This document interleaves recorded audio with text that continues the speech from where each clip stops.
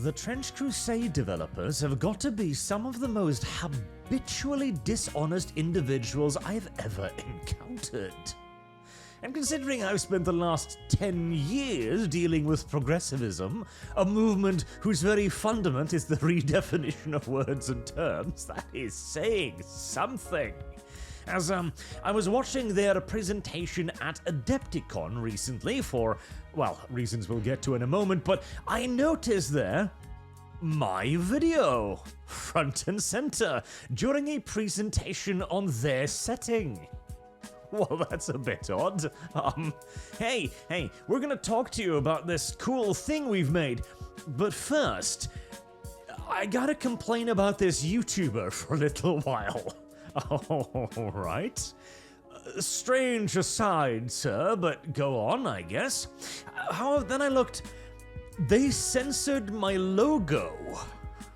Why? This is such a strange thing to do. The entire thumbnail is there in its full glory, but they whited out the logo. As if it's some kind of symbol of chaos. Or actually, no, never mind. If it was a symbol of chaos, they'd embrace it. For, again, reasons we'll get to in a second. More correctly, as if it was some sort of holy symbol then, as the developers of Trench Crusade have repeatedly demonstrated a marked distaste for any icons of a priori good in their setting and their lives, apparently. But okay, strange thing to do there. Very, very odd. I mean, on the Twitter message here, you could kind of understand it, so you don't want to brigade some random dude, I guess, but, hi, I'm not some random dude. And if you are fearing the danger of brigading me, my official response to that is largely, bring it, bitch. Anywho, moving on, this came because I saw this picture a while ago from the presentation, where they mentioned many extremist influencers were attracted to the project thinking as it was about endorsing their views. Ah yes, the extremist view of, in a universe where literally the hordes of Satan are invading the world and the only thing saving humanity from being ritualistically and satanically desecrated in every single orifice imaginable is God. I'm gonna side with God. That is the extremist take here, as that has been the only take uttered by me or my side on this. And then they moved on to say as well, we kicked them out with a vengeance. Whew, boy. That's some real internet tough guy energy right there. What did you do? How did you yeet them all from your community? Did you walk up to them in your shower and demolish their strawman arguments? Because, I'm still on your Discord server. I'm still there, main account and everything, with my logo on it. I mean, man, kicking them out with a vengeance, eh? Again, like I said, these people are habitually dishonest, and so this continues with, I have actually contacted these people when the main blowout happened, when they felt the urge to basically yeet their entire old Discord server because a bunch of people who were supporting them went over and went, hi, I'm a conservative, yeet. Alright, because this is a message I sent to them at the time, basically asking for some more information, like, what do you think was happening here? The people hosting your server appear to be political ideologues. What are your opinions of this? Like, do you stand by their decision? Fairly basic stuff, and I'm being very, very nice and polite to them here, which is in sharp contrast to what they said during the presentation. Now, I'm not going to show you the presentation itself because it was filmed on a potato, so it's not very good quality, but they talked about, while showing this, that we seem to have annoyed a bunch of big influencers, and we have no idea why. Yeah, if only somebody had contacted them about this. If only somebody had explained what the problem was and asked for their opinion on it. Well, maybe they would have understood then, but, that never happens on the internet. Maybe the videos themselves would have offered some sort of clue as to why people were annoyed. Oh, I know. What about the video they specifically mentioned and showed off there? What about that one? Could that have given some sort of an insight into why people are annoyed at Trench Crusade? Well, as it so happens, yes it could, as this entire video is dedicated expressly and explicitly to explaining why allowing one side of politics exclusively to talk politics on your server does indeed mean that you are a political company, as Trench Crusade yeeted their old Discord server, which was run by a magazine called 28 Mag. 28 Mag are loudly, vociferously, and stridently progressive, having written things like articles on female space marines in the past, for example. But they moved over and they put up a new terms of service page, like, okay, you gotta agree to this to be on the server. And I made a video in reaction to that because they stated, no politics. I'm like, fantastic, no politics. That is all we have ever asked for. That is literally the sole singular demand of my entire side and position. And then they went, LGBTQ and gender identity, however, is not political.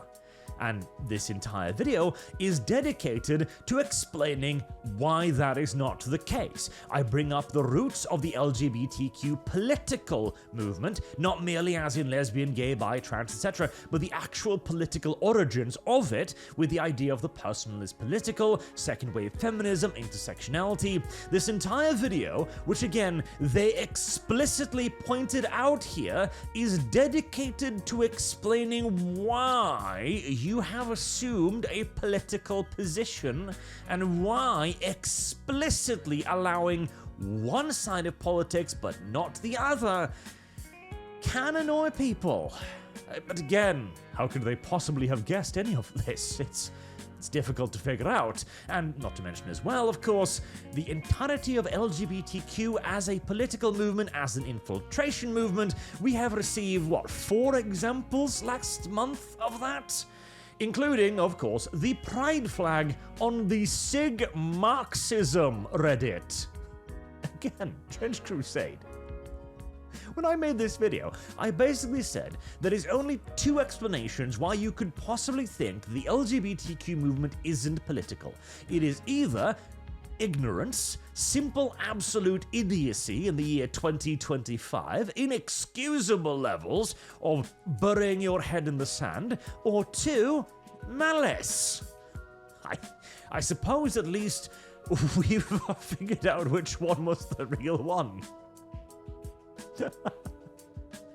As yes, the Trench Crusade developers do indeed appear to be actively lying, actively malicious, and not ignorant at all. They do genuinely actually hate you. If you don't have the correct politics, they are not on your side.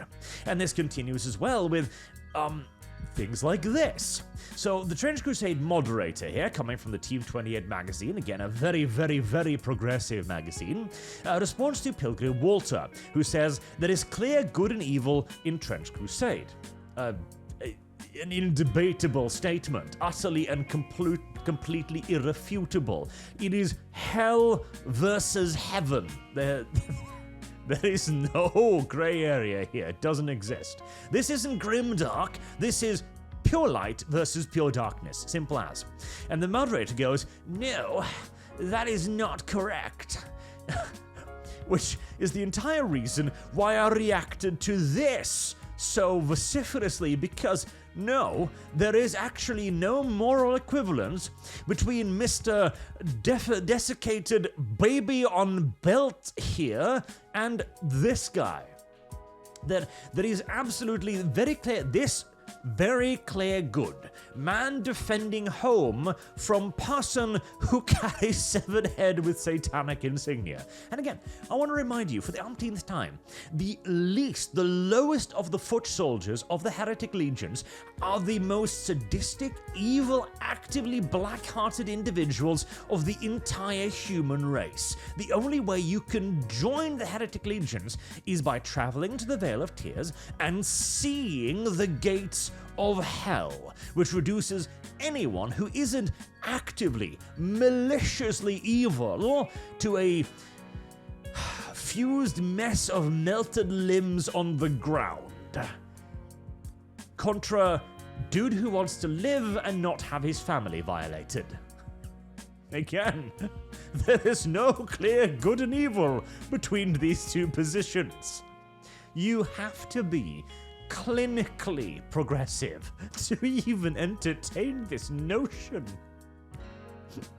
It's so utterly ridiculous. And as was the response here, it goes beyond this. At least you can kind of see how people with extraordinarily limited abilities in media literacy might be able to interpret the obviously fascist-presented Federation in clothing and everything, color palette, etc., and the active push of getting that interpretation to be the mainstream by Pearl Verhoeven to confuse it. But this ain't that, Chief, by any stretch of the imagination whatsoever. Now, the presentation also went on for a little bit, again, reiterating and belaboring the point that they have no idea why anyone was upset with them, which is, again, just a simple lie, straight up. They're also very actively leftist themselves. They speak at length, for example, about the need for accurate representation within their game, to the point that they will infringe upon their own creative freedom to accurately reflect the ethnic beliefs of their various factions. They mention specifically that they will never surrender. They'll never let anyone change their creative goal. And then 10 minutes later, they go, oh yes, sometime a person of the correct ethnicity has come up to us and said, this isn't correct. And our response was, we're sorry. We'll fix that. Aha. Well, you're gonna have a real fun time when you get popular amongst the progressivist movement.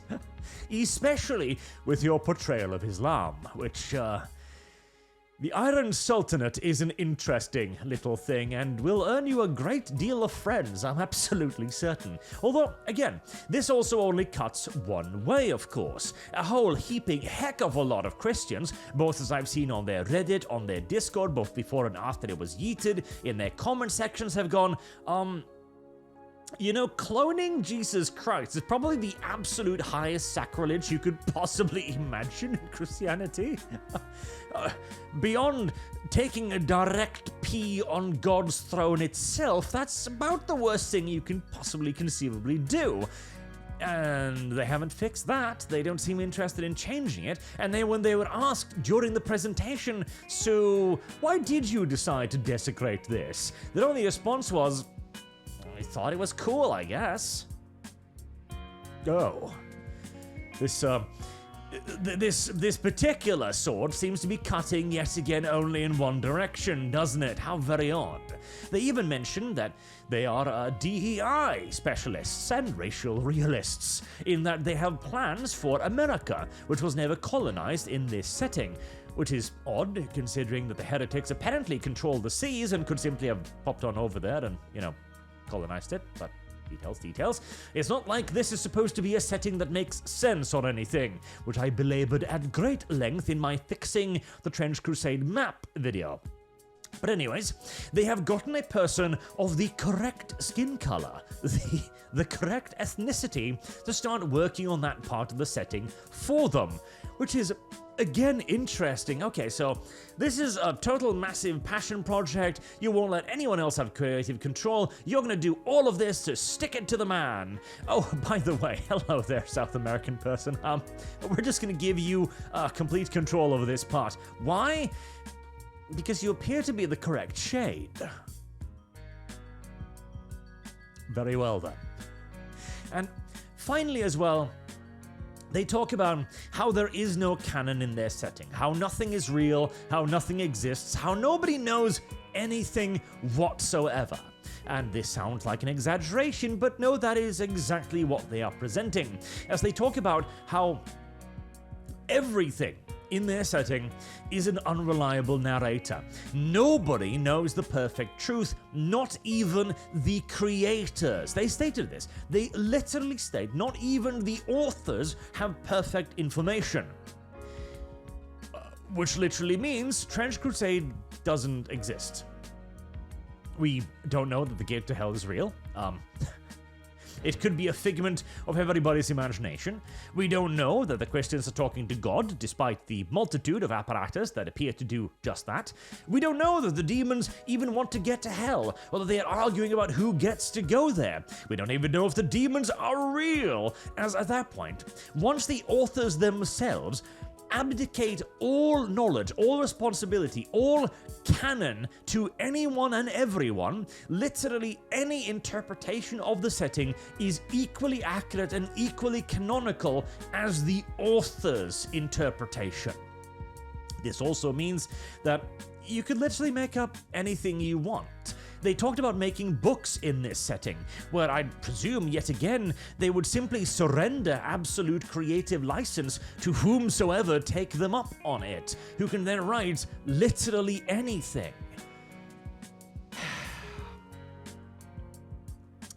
This again feeds back to my point of how this, as a grimdark setting, is an unfathomably lazy one. Because they don't make anything. They don't think about how to create any of this. They don't make a logical setting with consistencies that appear to be correlating with reality. Again, they talked about how, that we want the demons to be a real threat. Okay, but they haven't done anything for 800 years. How much of a threat could they possibly be? But they might take Antioch. Oh no. They'll seize a piece of coastline that it undoubtedly costs far more to supply than it benefits Christianity to keep open. How terrible. How absolutely awful. Oh, God. But now again, that they don't actually control the setting, that they don't want to control the setting, how do you even advance it? If somebody writes something and simply decides, oh yeah, the gate to hell, it kind of just exploded. Okay, well, it's equally as good an interpretation as anybody else's, so I guess the setting is over? Some other guy goes like, oh yeah, the covenant that allows, so the demons can't enter the real world and angels can't do the same. Well, I just decided to ignore that, so now we've got demons and angels battling on Earth, etc. If you don't have a canon, if you don't have a firm foundation upon which to build your setting, you don't have a setting. If anything and everything can be true at the exact same time, you do not possess a reality, you possess a Play-Doh set. One might as well play your wargames rules with sticks and stones in the forest as anything else. And the only reason, again, this leads back to, I kind of wonder my point there, to why I think grimdark is lazy, because you're not doing anything. You are not presenting a good story, a interesting story, something that is compelling to the viewer. You are simply giving to... My English is falling apart. You are simply giving them a monster and going, hey, look at this monster thing. My God, it's like from hell or something. Please, make up your own preferred headcanon. Now, it is actually a clever marketing strategy because it means that literally everybody will have their own lore, which will, of course, then appeal to themselves the most. Because it's your lore, it's your headcanon, you made it, obviously it's going to be what you prefer. If it weren't for the fact that the developers seem so habitually disingenuous and so thoroughly leftist, I might actually think that this was intentional. To do this and to achieve this very effect. And that is why they've created such a wishy-washy, unfocused, and ungrounded setting. But having now heard them speak, No, I think they simply just believe that nothing is ever real, that nothing ever truly matters, and that it is literally just fantasy, bruh. Do whatever you want.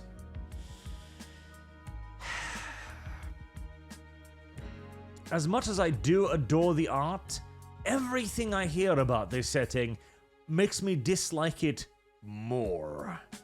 And I do suspect as well that once people start actually learning a bit more about just how little there is to it, well, we'll see if that becomes the Achilles heel of Trench Crusade, or if the incredibly loose and ambivalent nature of it will actually continue to be a strength, as everybody makes up their own headcanon and everybody creates their own preferred interpretation of what Trench Crusade actually is.